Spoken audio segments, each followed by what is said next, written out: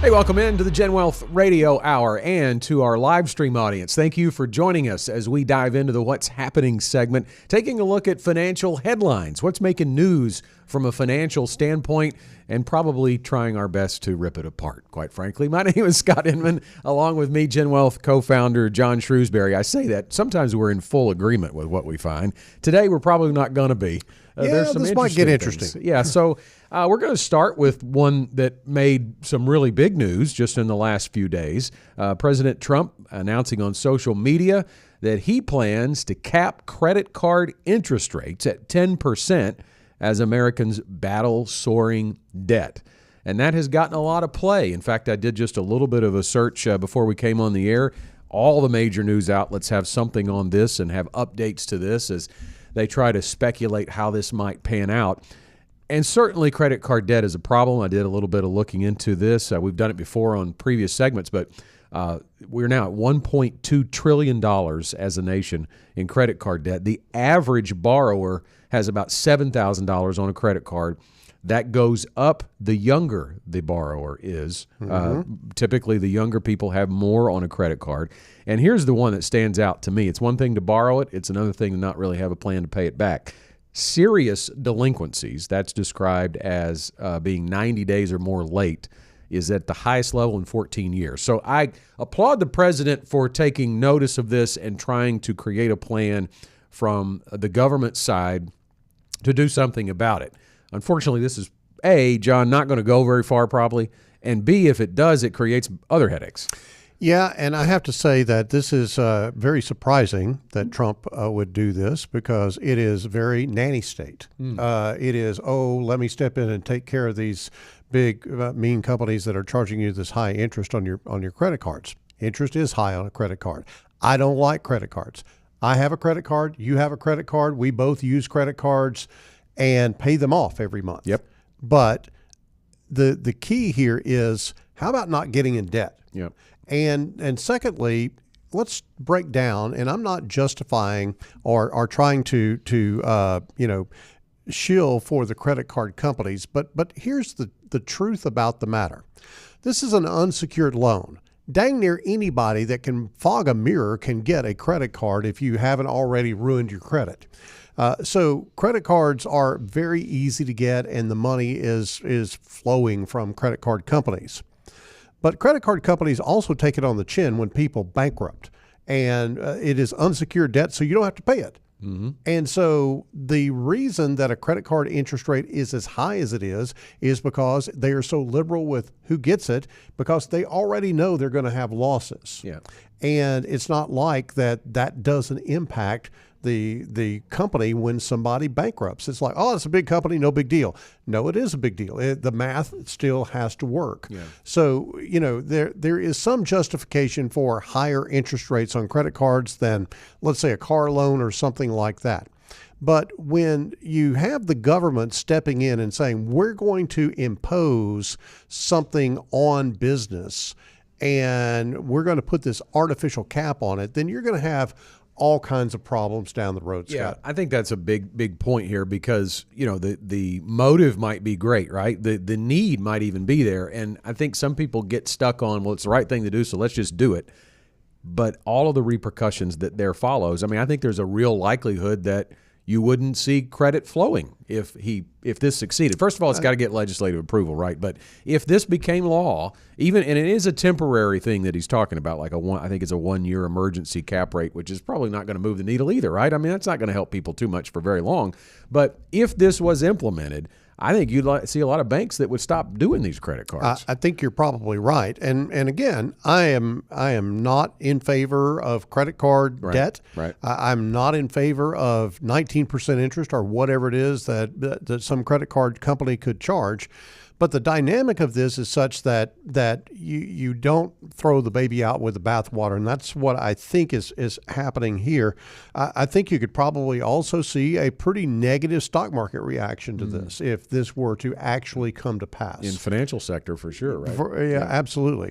And to your point, Scott, I think the access to this, you begin to hurt the people that may need the temporary help that a credit card could give you. But to our listeners out there, You avoid this problem by staying out of debt or getting a plan to get out of debt. Yep. I think that's the real key here, is that you have to change your behavior. You have to understand that they're going to charge you exorbitant rates on a credit card, and that you cannot reach financial independence by basically funding somebody else's financial independence. And that's what you're doing with a credit card. So you've got to have a plan to get out of debt, and you also have to have the discipline to stay out of debt or not use that credit card except for purchases and then pay it off at the end of the month. The bottom line of it is, don't spend money you're going to make in the future, that you hope to make in the future. Yeah. Don't spend it today on that credit card, because that's essentially what you're doing. Yeah, and I know I don't want to make light of the need for people to lean on this for a time. I mean, certainly there are situations where people have medical bills that they cannot pay, and maybe that's how they go to a credit card. Certainly I would lobby the hospital to create a payment plan long before I'd ever use the credit card. But there are things that happen in life that if your emergency savings is not prepared, or even if you think it is, something catastrophic has happened that has caused you to get into credit card debt. I understand things are costing more, and if expenses are rising to the point where it pinches your income and you're running a negative cash flow, that's a problem. But you're going to have to create a plan to increase your income on that side of things. So there are reasons that people get there, John, but I also think I've seen way too many people that put a vacation on a credit card. Because by golly, I'm going to keep my lifestyle. And even if times are tough, I'm going to go to the Bahamas and spend $9,000, and I don't care that I don't have it.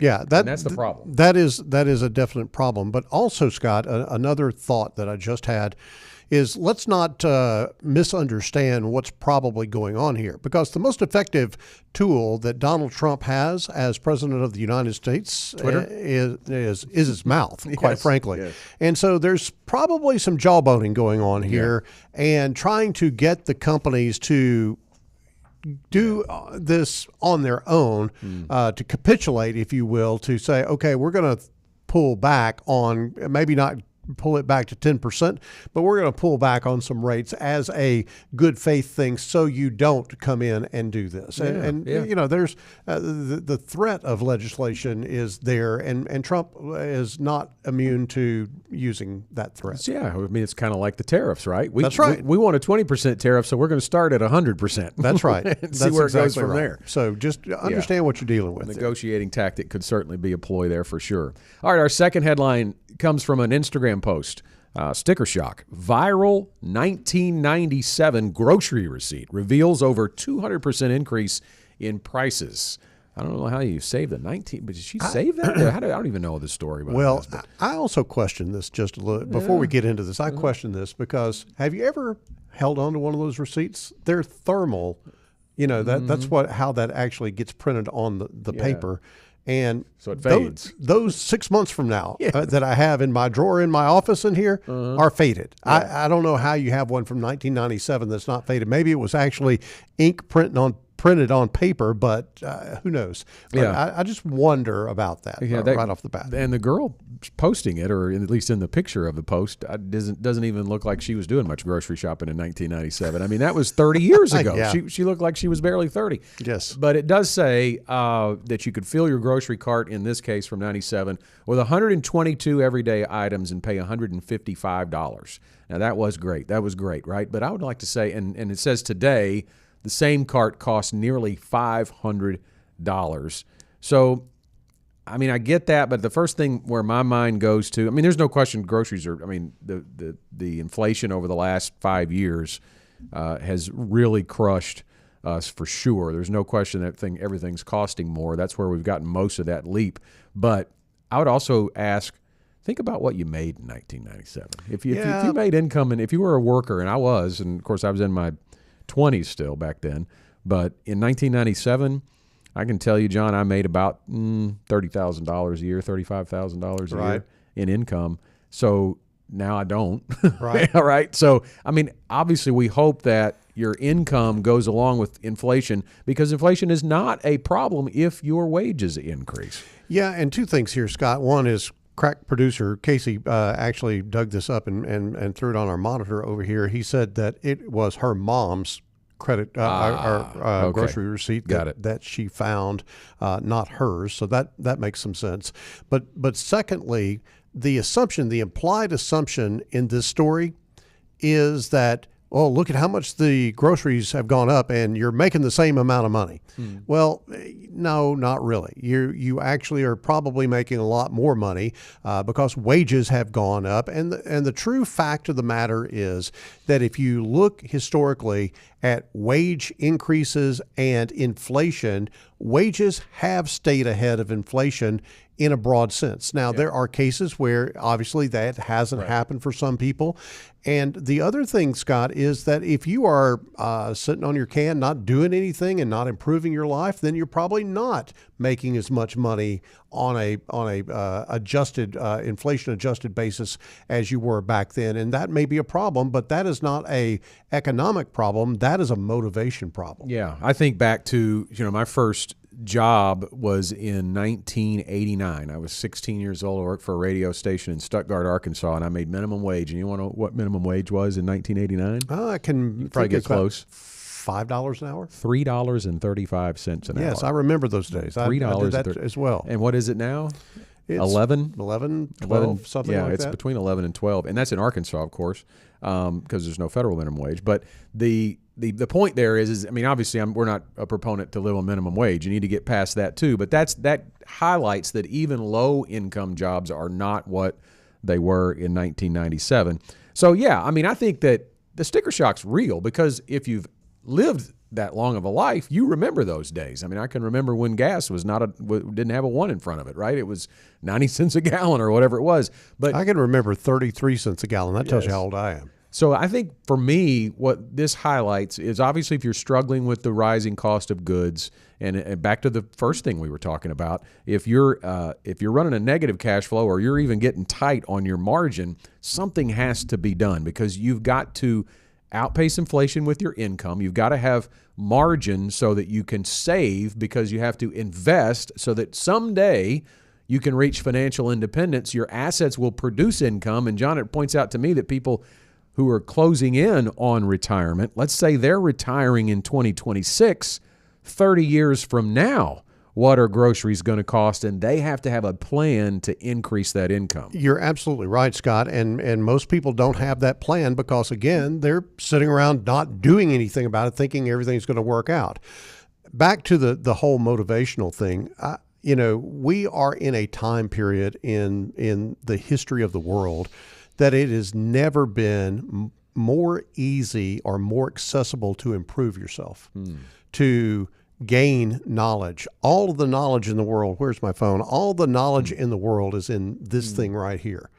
And you can sign up for courses that you would never get at colleges or universities that are real world application of knowledge. And you can leverage that to make more income. If you are motivated to do that, it's never been easier. So you can either be a victim or a victor, one of the two. And I don't think that being a victim has ever worked out in anybody's situation.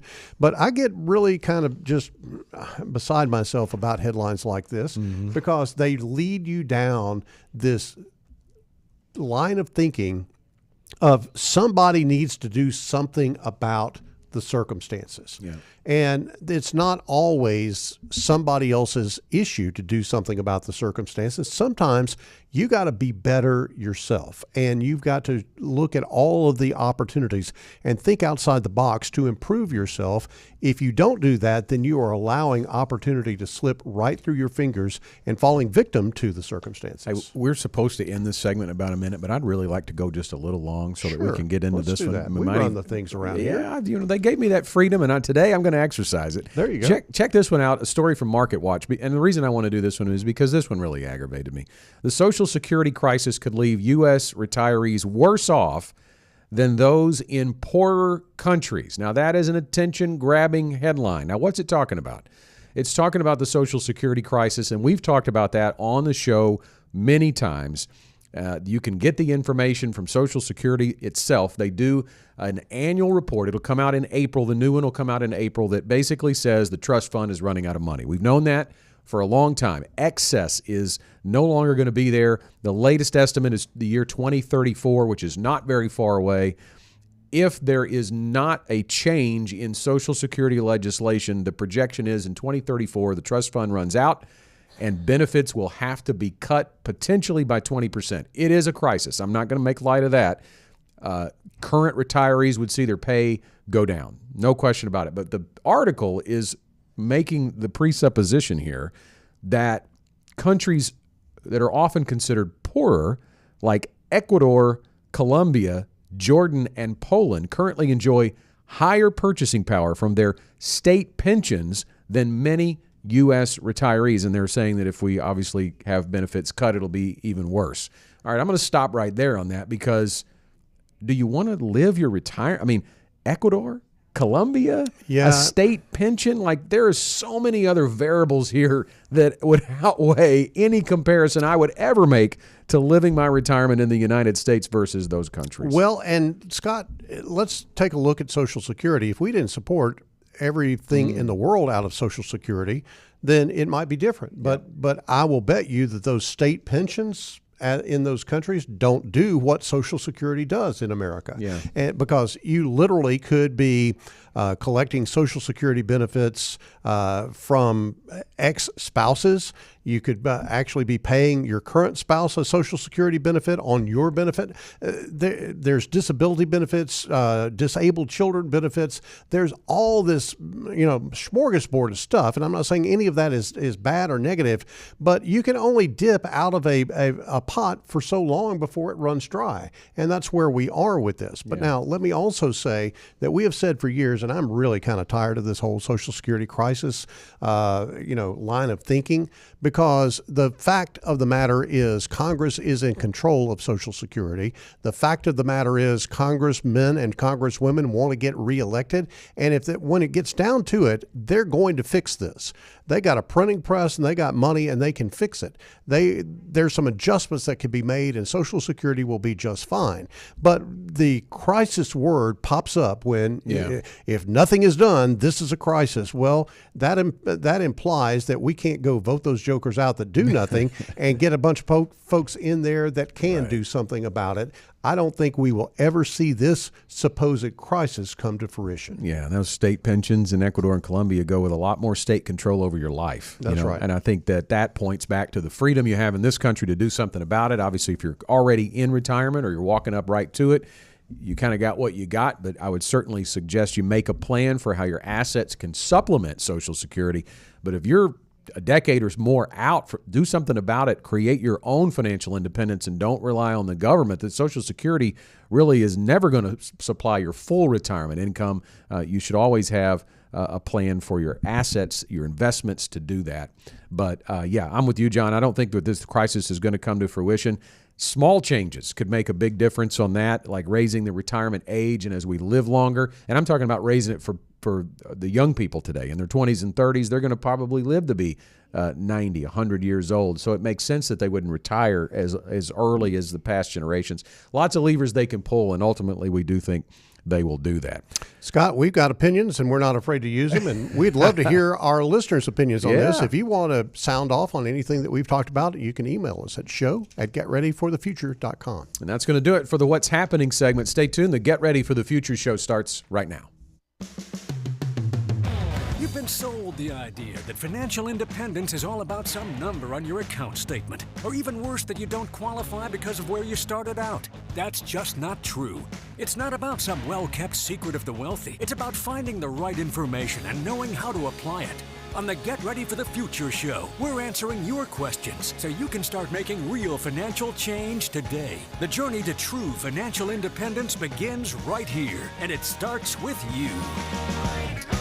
Here helping people discover, protect, and share true financial independence. We are on the air with the Get Ready for the Future show and online and on podcast. We thank you for joining us. My name is Scott Inman. I'm a GenWealth financial advisor in the West Little Rock office, which is where we are coming to you from now, the 6th floor of 3 Financial Center.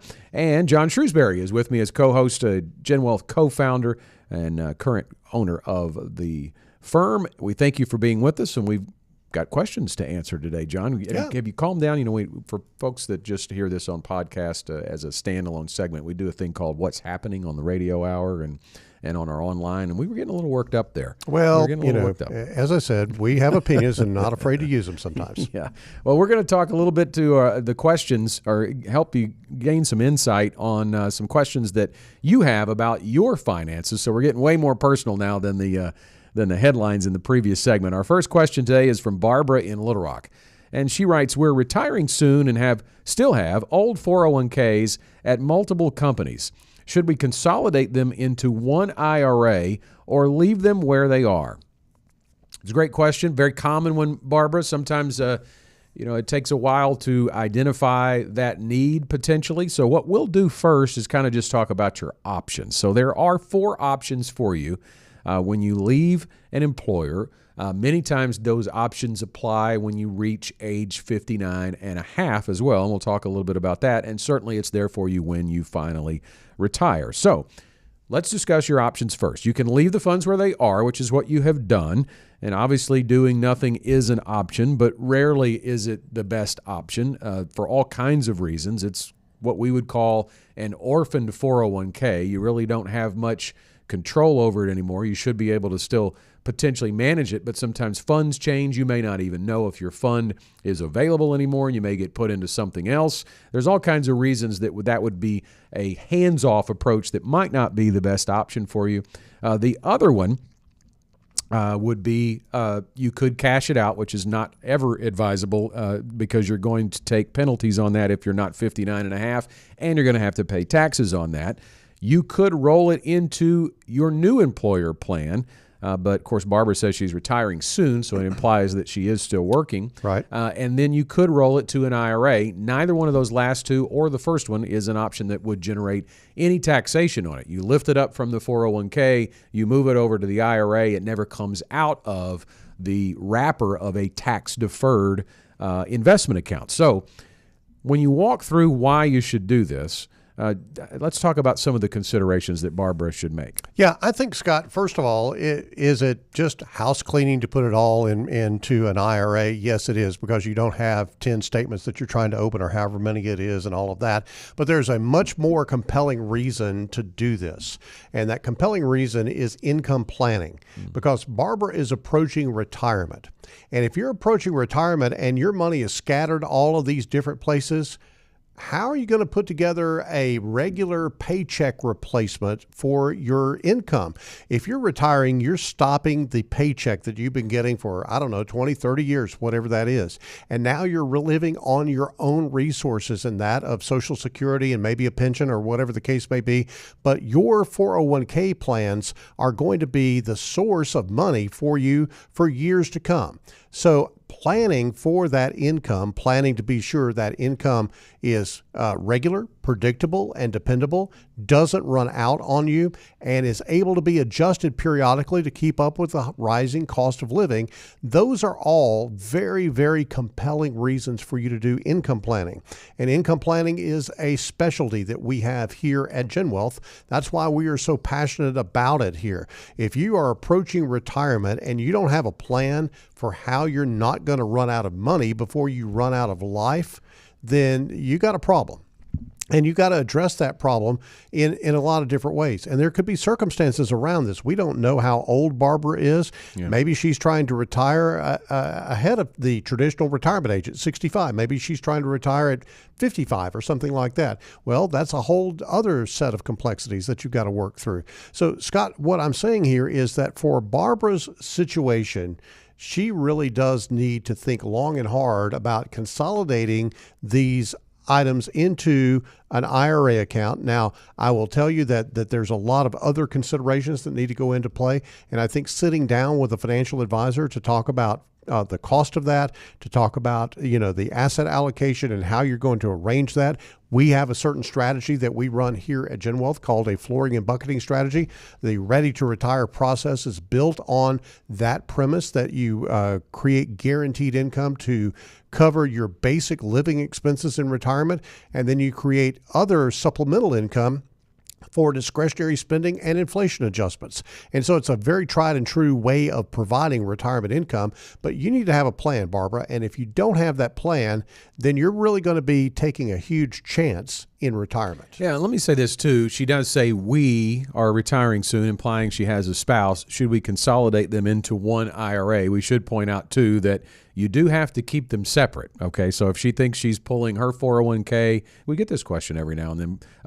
If Barbara wants to put her 401k in an IRA and her husband's 401k into that same IRA, you can't do that. So you have to have at least two, and you might have more than that in the bucketing strategy as well, but they do remain separate and registered in the individual name as an IRA, just like they are when they're a 401k. Now, I do want to talk a little bit before we leave this question on just the simple investment choice piece to this, because as we know, the average 401k has about 10 to 12 investment options. So you may have more, you may have less. I haven't seen too many with more lately. In fact, if it's going one way, it's going the other direction.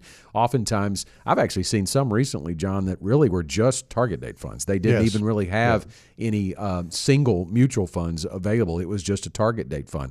So you're limited on choice if you leave that money in your 401k. When you roll to an IRA, the investment universe opens up. You have access to many different strategies, different types of investment products. And why that matters is, I think, the difference between what that 401k's purpose was versus what you're going to need your money to do for you that John has already alluded to.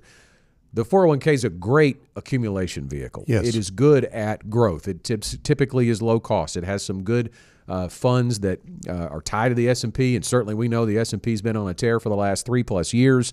So you've gotten some great growth out of that. But the game changes when you reach retirement. You need a different type of investment strategy as you move from accumulation to distribution. The industry calls it decumulation. I like to call it distribution. We don't really like to decumulate. We'd love to keep it kind of steady, but be able to pull off of it.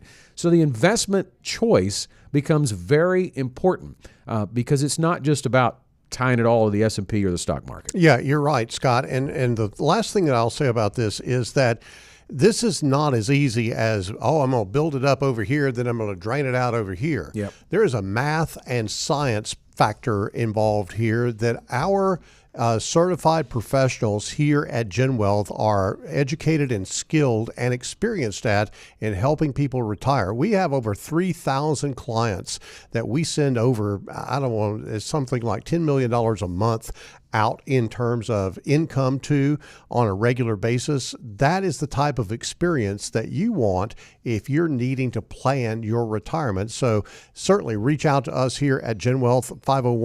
501-381-5228 is a text number that you can text us at, and we will get back with you and help you to understand your options when it comes to retirement income planning. Yeah, and as always, if you'd like to book an appointment, you can call 866-653-PLAN. That's 866-653-7526, or send an email to info@getreadyforthefuture.com, and you can book your first complimentary appointment with a GenWealth advisor. And if you want more free info about retirement, investments, and your money, you can always subscribe to our YouTube channel, which you may be watching this program on. If you just look for GenWealth, search for GenWealth Financial Advisors on YouTube, there'll be a plethora of financial resources and videos there to help you on your path to financial independence. Our next question is from Frank. He sent us in a text. We're both in our early 60s and thinking of retiring abroad. What financial considerations should we keep in mind before making the move? Living overseas may sound like paradise, but the financial rules can change, be different. So let's talk about planning your retirement beyond U.S. borders. I had a couple that were looking into this, and they were looking into Costa Rica. That's really one of the very hot spots for U.S. people to retire because of the cost of living. Literally and figuratively, yes, right? Yes, you're giving up the Four Seasons for sure going to Costa Rica. But a lot of it is because it is at least perceived, and I guess everything I have seen backs this up, that the cost of living is very low there, so your money can go farther. Now, they ultimately have decided not to do that, but I helped them and walked them through some of the things that they needed to look at besides living on the beach, right? Right. And I think the first thing, John, that jumps out to me is it's just going to be a different situation legally. Law is going to be different, and Frank doesn't tell us where they're thinking about going, but the law is going to be different depending on the country they choose, and I think I would be very careful about researching political environment, the stability of the governing system in that country. Yep. But the first thing that I would say is taxes are going to be way different. Yeah, taxes are a big deal, and even if you live abroad, the IRS still wants its pittance. Yep. And so U.S. citizens must report worldwide income, and depending on where you move, you could face taxes in two countries if you're not careful. Now, there are some treaties that kind of cancel out some of that with some countries, but it is a very careful consideration that you need to make. And so our advice to Frank is to, first of all, identify the country where you want to go and then understand what your tax situation is going to look like. Second thing, Scott, I think is health care. When you leave the United States, there's all this, talk about healthcare here and there and what have you. What are you going to be stepping into, and are you going to be comfortable with that? Or is the first time that you have a major health issue go on, are you going to be going, we got to get back to the States. I got to go back over there. And then you're talking about major expense at that particular point in time, because likely your health insurance that you have here is not going to cover you in a foreign country. And Medicare is certainly not going to cover you in a foreign country, especially if you are a citizen of that country at that particular point in time. So those are huge consideration. Taxes and health care. I would not take a step toward this until I clearly understood what the setup is there in both of those situations. Yeah, and it's really probably difficult to figure out what the experience is going to be like from a healthcare perspective in a foreign country. You can read about it all you want, but if you experience it, chances are, despite all its shortcomings, the U.S. healthcare system is still considered the gold standard in the world. I'm sorry if people disagree with that, but there's a lot of places you can move to where you're not going to get the same kind of care. And, of course, the cost is really how you're going to pay for it is a big deal, too. And then another one I think about is currency. We'd label this as currency risk. How does the dollar translate to what you're going to have to buy in that country? The dollar's been down lately, but it's certainly a strong currency. But if your income is in U.S. dollars, but your expenses are in something else, pesos, euros, whatever it is, exchange rates can make your budget swing. So you'll want to plan for that volatility, and that's difficult to do because the volatility, it changes daily. It does. And the other thing that can be volatile is, and I mentioned, if you have a major health event, do you want to come back to the United States to be treated? But let's just also talk about coming back to see family. You're talking about expensive travel at that particular point in time. From wherever you are back to the United States, where are you going to stay when you're here? You're going to be buying food out when you're here, most likely, unless you're staying with family members or whatever the case may be. So there's a lot that is involved here. And I think the final thing on this particular point, Scott, is you've got estate and legal planning that, the rules may be completely different in another country than they are here. Who inherits your money, how it all kind of goes, whether it's taxed or not. It's very clear what the situation is in the United States. You would want to investigate estate and legal planning in a foreign country before moving there. Bottom line, retiring abroad can be amazing. We don't want to totally discourage you from doing that, but it's not just about picking a location. It is about making sure your money, the health care, and legal plans work across the borders. So I would talk to a financial advisor who understands international planning before you make the leap. Thanks for the question, Frank. It's our question of the week, in fact. And we're going to reach out to, we'd love you to reach out to us so we can send you a free Get Ready for the Future show tumbler. You can just send an email to us if you would, please. show@getreadyforthefuture.com. Say, I want my tumbler. Tell us where to send it, and we'll get it to you. You could get a Get Ready for the Future show tumbler as well. We want to hear from you. If you have a question for us, you can text it or leave a voicemail to 501-381-5228. Our next question is from Lana in Oklahoma. I'm 56 and care for my elderly mother. Can I get any tax breaks or financial help for caregiving? Well, let's talk about that, Lana. First, the tax breaks. So if you provide more than half of your mother's support, you may be able to actually claim her as a dependent, and she doesn't actually have to live with you. So that could qualify you for the credit for other dependents, and that's worth up to $500, so it's not an excessively large amount. But if you're paying her medical bills, you might be able to deduct those expenses too.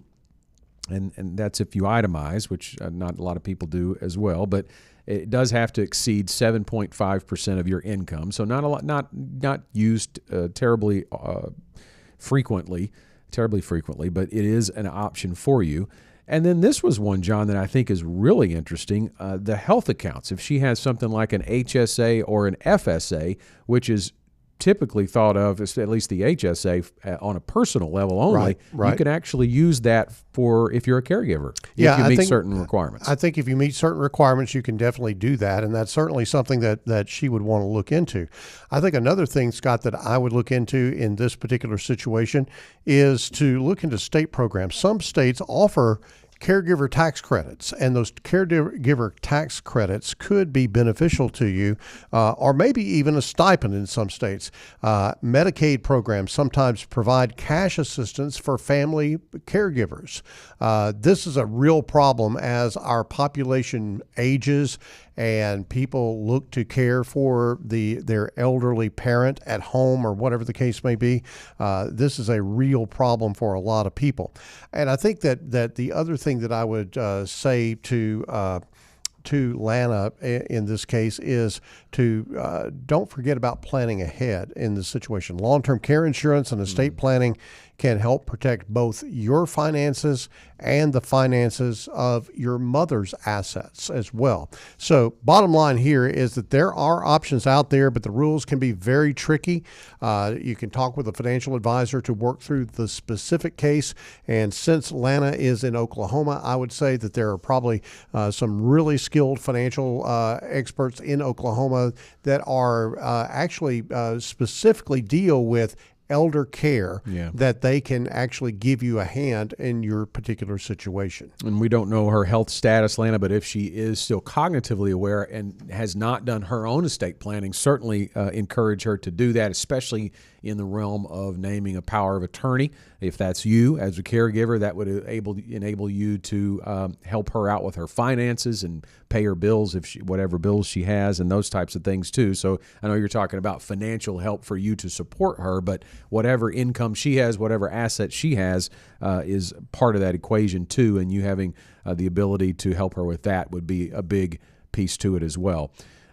We want to, in the subject or on the line of thinking about estate planning, remind you that we do offer estate planning services now, and we've got an in-house estate planning specialist. So we'd love to hear from you if you need some updates or need to create a trust, will, power of attorney, healthcare directive. The whole estate plan can be done by reaching out to us to book your consultation with our estate planning specialist. You can do that by calling the same number that we gave you earlier in the show, 866-653-PLAN. It's 866-653-7526. We've got a few minutes left. Time for one more question. Our last one is from Jacob and Bryant. We're 65 and still paying premiums on a whole life policy we bought 30 years ago. Should we keep it, cash it in, or convert it? Great question, Jacob. Old life insurance policies, a lot of people have them out there. They may no longer serve your current needs. So we're going to talk about how to evaluate whether to hold or fold. John, let's go over some options. So option number one is that obviously you could keep it. If the policy still serves a purpose, you may want to keep it, although I have a little bit of a built-in bias on whole life insurance, to not belabor the point too much, Scott, but the structure of a whole life policy, basically you have cash value inside that policy and you have a death benefit. So let's just say that over 30 years, he's paid enough premiums to accumulate a $25,000 cash value inside a $100,000 life insurance policy. Well, if you die, the company's going to pay $100,000. The $25,000 gets to stay with the insurance company. Said a different way, the $25,000 actually is part of your death benefit, and the insurance company only has to come up with $75,000. So not a great deal there. So you lose that access to that capital. So keeping it may or may not be a good thing from a financial standpoint, but you do have that option. The second thing would be to potentially cash it in. And that might be a good option, but you need to be aware of any possible tax implications. Now, I will say that in my experience at working with this for 30 plus years, it has been very, very, very rare that I have seen that there are tax implications from cashing in some type of whole life policy. That is something that is raised oftentimes by insurance agents that want you to hang on to the policy. But in most cases, it's not an issue. Why? Because what you have to look at is the amount of premium cumulatively that you've paid into the policy against whatever the cash value is. In most cases, let's use this example that I had here. $25,000 of cash value, you probably paid $50,000 in premium. So there is no taxation on that whatsoever. It's only when the cash value increases above the total premiums that you've paid is there a potential for a taxable event, and the taxation would be only on the gain or the difference between the premiums you paid and the actual cash that you get out. So cashing it out might be a good option if you have a need for that money and can do something else with it.